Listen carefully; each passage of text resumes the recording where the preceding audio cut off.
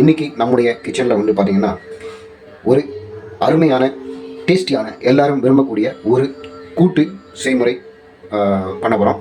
அதுக்கு வந்து நாம் காய்கறிகள் அப்படின்னு பார்த்தீங்கன்னா கேரட் ஒரு 3 கேரட் இந்த மாதிரி சின்ன சின்னதாக நறுக்கி வச்சுருக்கோம். அது மாதிரி வாழைக்காயை தோல் சீவிட்டு நல்லா அலம்பிட்டு இந்த மாதிரி கட் பண்ணி வச்சுருக்கோம். 2 தக்காளி எடுத்துருக்கோம். ஒரு வயலட் கத்திரிக்காய் எடுத்துருக்கோம்.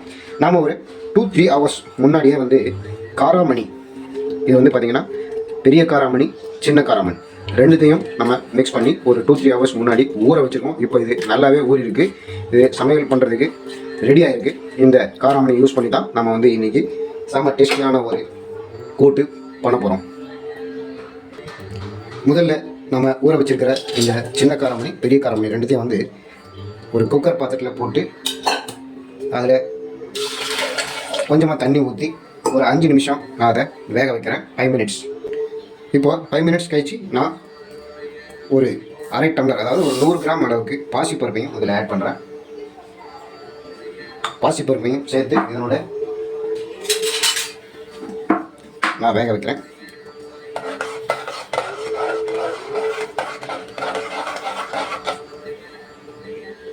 ஒரு 5 நிமிஷம் கொதிக்க விடுங்க. இப்போ அந்த பருப்பு வந்து ஒரு 5 மினிட்ஸ் நல்லா நம்ம வந்து கொதிக்க வச்சுருக்கோம். அது ஒரு பாதி அளவுக்கு வெந்த பிறகு நம்ம அதில் நம்ம நறுக்கி வச்சுருக்கிற ஒவ்வொரு காய்கறியாக அதில் வந்து போட்டுறோம். முதல்ல தக்காளி எடுத்து போடுங்க. இந்த காராமணி இதெல்லாம் வந்து பார்த்திங்கன்னா இப்போ இருக்கிற நிறைய பசங்க வந்து சாப்பிட்றதே கிடையாது. இது வந்து ரொம்ப சத்துள்ளது. சுண்டலாக செய்து கொடுத்தோம் அப்படின்னா நிறைய பேர் சாப்பிட மாட்டேங்கிறாங்க பசங்க. ஆனால் ரொம்ப சத்தானது, நிறைய ப்ரோட்டீன் சத்தெல்லாம் இருக்குது அதில்.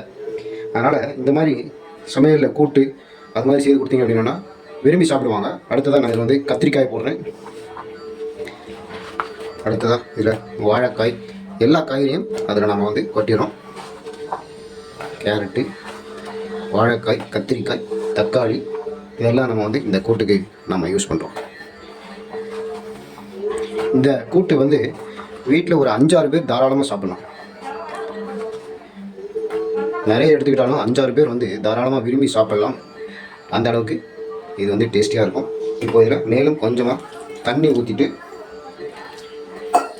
அதில் இப்போ நம்ம வந்து தேவையான இன்க்ரீடியன்ஸ் சேர்க்குறோம். ஒரு 1/4 ஸ்பூன் அளவுக்கு மஞ்சள் தூள் அதை சேர்த்துக்கோங்க. அடுத்ததாக வந்து கல் உப்பு சேர்த்துக்கோங்க. சாப்பிட்றதுக்கு டேஸ்டியாக இருக்கணும். கொஞ்சம் உப்பு இந்த மாதிரி டீஸ்பூனுக்கு நீங்கள் ஒரு 2 ஸ்பூன் அளவுக்கு உப்பு சேர்த்துக்கோங்க. சரியாக இருக்கும். இப்போ இதை வந்து நம்ம கொஞ்சம் லேசாக அப்படி கிளறி விட்டுட்டு அந்த உப்பு மஞ்சள் தூள் எல்லாம் வந்து அந்த காய்கறிகளில் கரெக்டாக மிக்ஸ் ஆகணும். அதனால் அதை நல்ல கிளறி விட்டுட்டு கொஞ்சமாக தண்ணி ஊற்றி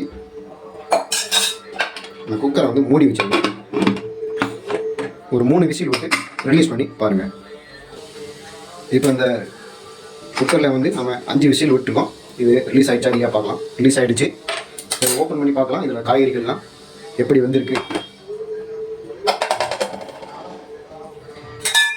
நல்லாவே வந்திருக்கு. அதில் போட்டு இந்த பருப்பு காய்கறிகள்லாம் சூப்பராக வந்திருக்கு.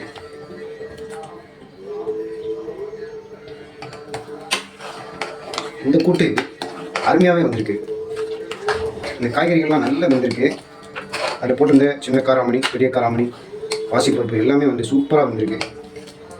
இதை நம்ம ஒரு 2-3 ஹவர்ஸ் முன்னாடியே ஊற போட்டிருந்ததுனால இப்போ இது வந்து நல்ல பக்குவமாக வந்திருக்கு.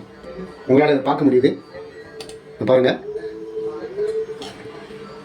இப்போ நம்ம வந்து இதில் நம்ம ஏற்கனவே அரைச்சி வச்சுருக்கக்கூடிய தேங்காய், ஒரு அரை மூடி தேங்காய், அப்புறம் ஒரு 4 வரமிளகாய், சீரகம் 1 ஸ்பூன் போட்டு நம்ம அரைச்சி வச்சுருந்துருக்கோம். மிக்சியில் ஜாரில் போட்டு இதை வந்து அதில் கலந்துடணும். நம்ம அதில் போட்டு நல்லா கலந்துட்டு ஒரு 2 நிமிஷம் கொதிக்க விடுங்க போதும். அதுக்கு மேலே வேண்டாம்.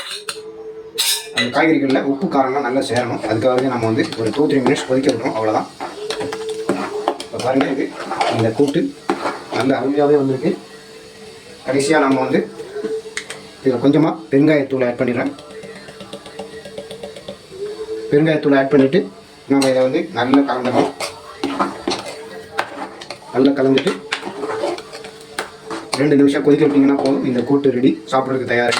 அதுக்கு முன்னாடி நம்ம வந்து ஒரு சின்ன வானிலையில் கொஞ்சம் எண்ணெய் விட்டு கடுகு, உளுத்தம்பருப்பு, கடலைப்பருப்பு, கருவேப்பிலை போட்டு தாளித்து கொட்டிட்டோம் அப்படின்னா இந்த கூட்டு ஹெல்த்தியான இந்த காராமணி கூட்டு ரெடி, சாப்பிட்றதுக்கு தயாராகிடும். இதே மாதிரி நீங்களும் செய்து பார்த்துட்டு நம்ம வீடியோ பதிவுகளை உங்களுடைய கமெண்ட்டுகளை மறக்காமல் தெரிவிங்க. நம்மளுடைய பிஎஸ்என் கிச்சன் யூடியூப் சேனலுக்கு சப்ஸ்கிரைப் பண்ண மறக்காதீங்க. இந்த வீடியோ பிடிச்சிருந்தா லைக் பண்ணுங்கள், கமெண்ட் பண்ணுங்கள். நன்றி. அடுத்த ஒரு சமையல் வீடியோ பதிவில் நான் உங்களை சந்திக்கிறேன். இது பிஎஸ்என் கிச்சன்.